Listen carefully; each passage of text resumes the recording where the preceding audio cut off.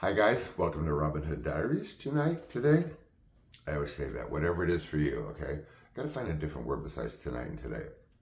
Anyway, we're alone tonight. There's no one in the house. You know how sometimes you hear my son coming out or whatever. Not even the puppies are in here. So, good time for this show. As if everyone can't see it.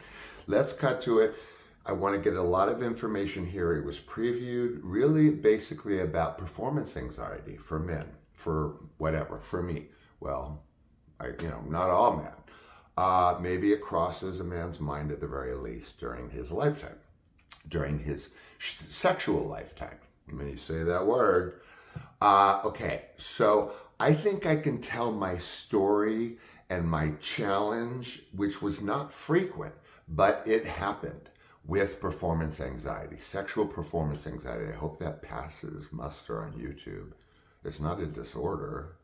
Okay, anyway, so I'll give you a scenario and then sort of extrapolate that into how I was with, let's say, a certain milieu of guys that aren't really a milieu because, they came kind of from all over.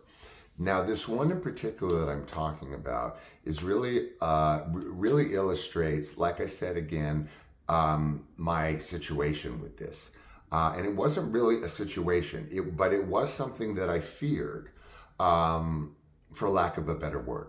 Okay, this is sexual performance anxiety. I'm going to say performance anxiety, obviously.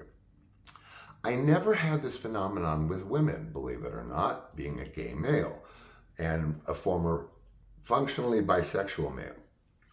Ironically, I never had this issue or this fear.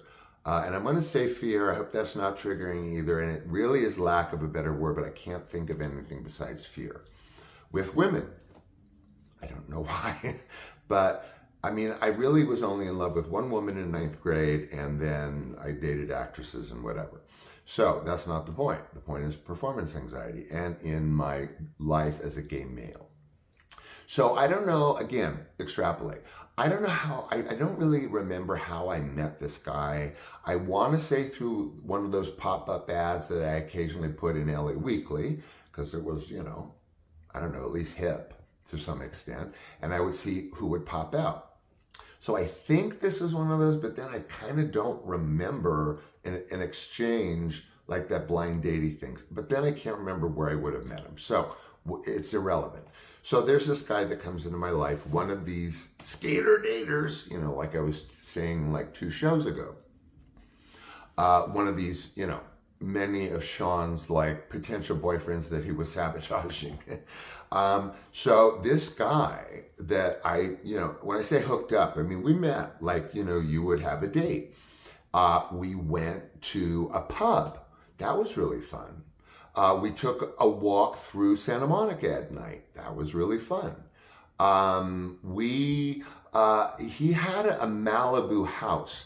I don't think he was house sitting because I know a couple of other friends that were house sitting in Malibu. So I don't know if I'm confusing it or it was his house. I don't think it was his mom's house, but anyway, he had a nice part of it. His bedroom kind of looked over, the ocean kind of.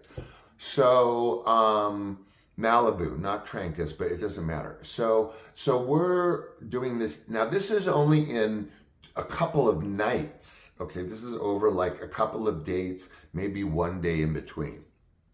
So again, this is that kind of skater dater that I was doing, a night, 3 days, 2 weeks, with Timothy Patrick Murphy. That was really only 2 weekends and a couple of dates. One of these things. He was gorgeous. Oh my God. Not modelly and not jockey, just really like an actor, but let's say, a brunette leading man on the young side nowadays who's considered really cute. That kind of gives you the idea. So we go to the pub, blah, blah, blah, blah. Now this is how it starts for Sean. I'm going to, again, try and extrapolate with you. Sean starts to get to think he likes the guy.